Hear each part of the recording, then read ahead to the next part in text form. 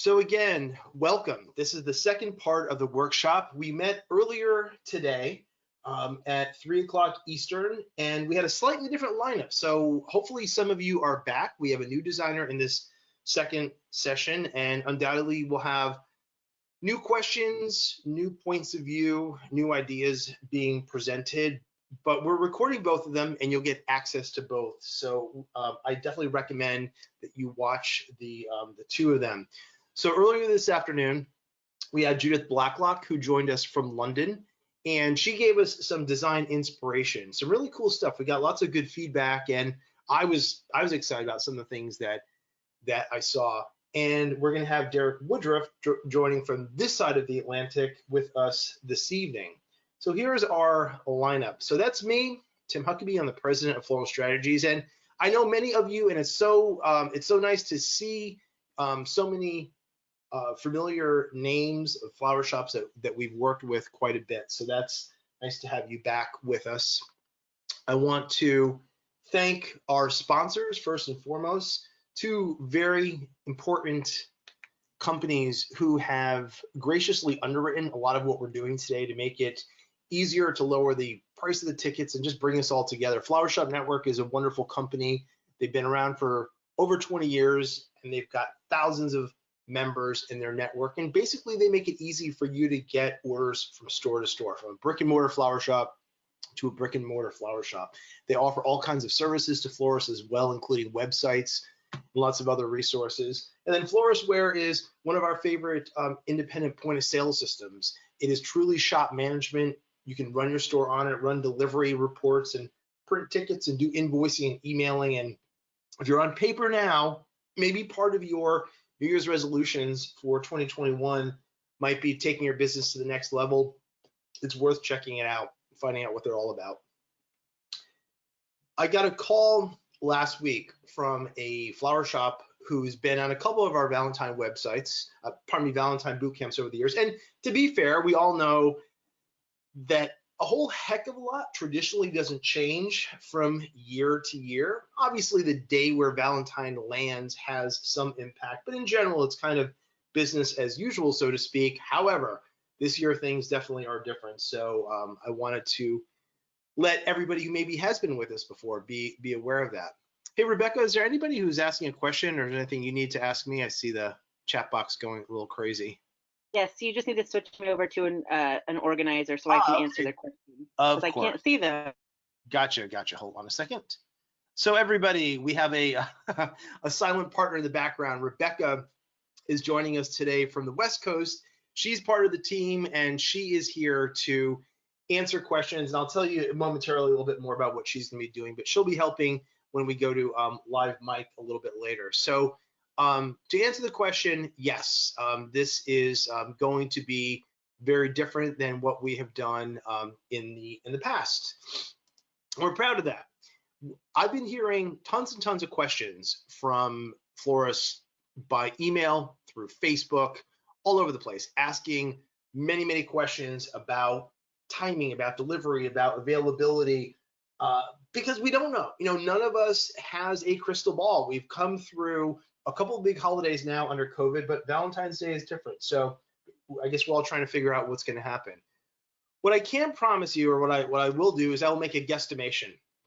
And my guesstimation is that under normal circumstances, a Valentine's Day on a Sunday, pretty slow, maybe off by, depending on where your store is, by 40%. But the understanding or the hope is that the volume that you should see this year would almost line up with it had it been on a Thursday. So that's something to maybe kind of use as a soft gauge. There's a ton of information that I want to share with everybody. And historically in Valentine boot camps, we kind of get nitty-gritty into ideas about marketing, about social media, about promotion, about public relations. Rather than turning this into a 3-hour webinar, what we're going to do is, in addition to this recording, we're just going to send you a copy of the full session that we did back in 2018. So you can check that out, play that at your leisure, learn from it, and benefit from it. So here is our agenda for this evening.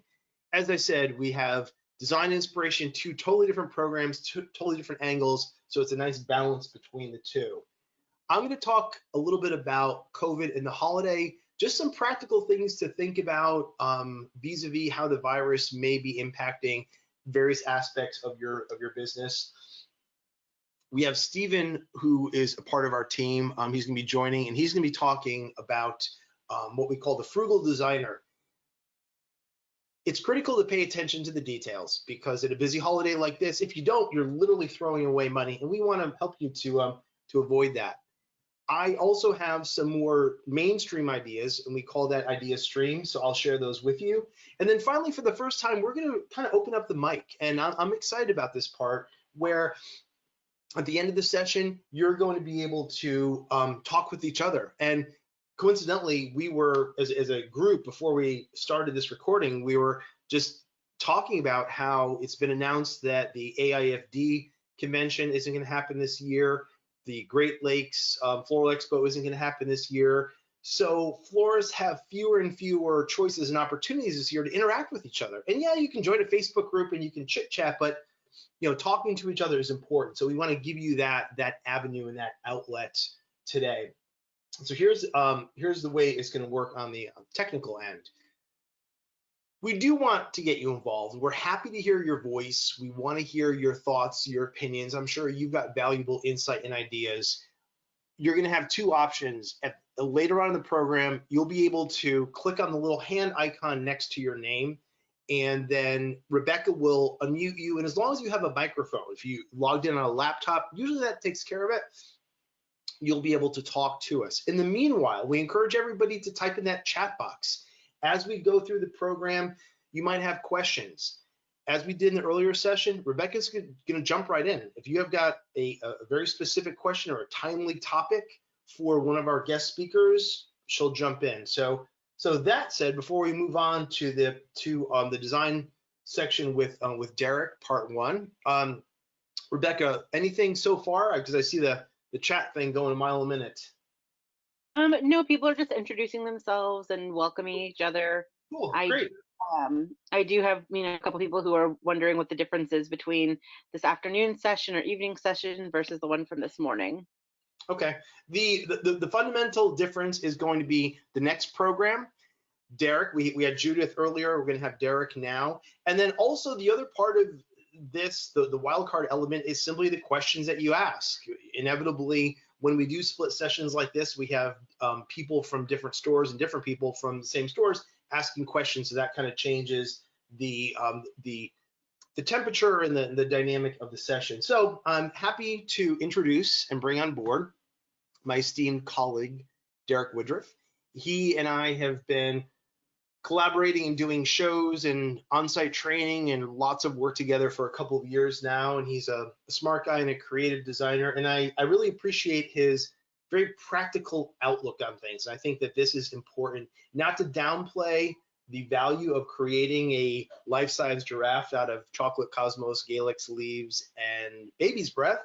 It is important also to keep grounded in practical designs that can introduce some spark and flair, raise a customer's eyebrow, but ones that are easily creatable by anybody on your team and using product that's readily available. So that said, Derek, you want to jump on board and let's hear your melodious voice? Hello, everybody, and happy Tuesday evening. Thank you so much for joining us. And this is going to be, I'm not going to say it's going to be fun, because this is a boot camp. And the point of this program is to drive some realism home. And I want to thank Tim for bringing me on board for this. And it's been an interesting year, I'll tell you that. What I've prepared for you guys this evening is actually just a stream of different recipe videos. And I'm going to talk to you about some key points that are kind of highlighted in these videos. And the good thing is that this is going to be recorded, so you will have access to this later. Some key topics that I'm going to be talking to you about this evening are, the main point is supply chain interruptions and how to deal with that, or how to pivot from that.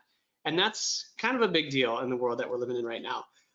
Some other things, I'm going to introduce you to some new tools of the trade. So specifically a tool and then a mechanic and how to utilize these with your staff. Another one is going to be how to achieve look and feel. So a lot of people, designers, shops that are using, maybe they're using different web shots, or you're using recipes from wire services, how to achieve a look and feel to satisfy the customer based on the materials that you have to work with. And then also just introduce you to some new recipes. I do a lot of trend research year after year for different organizations, different companies, and I have a real pulse on what the industry can deliver to a consumer nowadays. And there's going to be a little bit of that in these videos as well. And then at the end of this, I'd be happy to answer some questions that you guys might have, and we'll go from there. So Tim, go ahead and start the video here. Okay, and just so everybody knows, we, through trial and error, what we've discovered is the very best way to integrate video into a webinar is not to have it live streaming, but to have it pre-recorded. So that's what we have, and Derek is going to talk over. So if need be, we can even pause. So here we go. Grab your popcorn. We're underway. Thank you, Tim.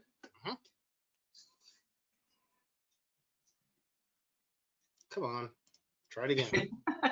Here we go.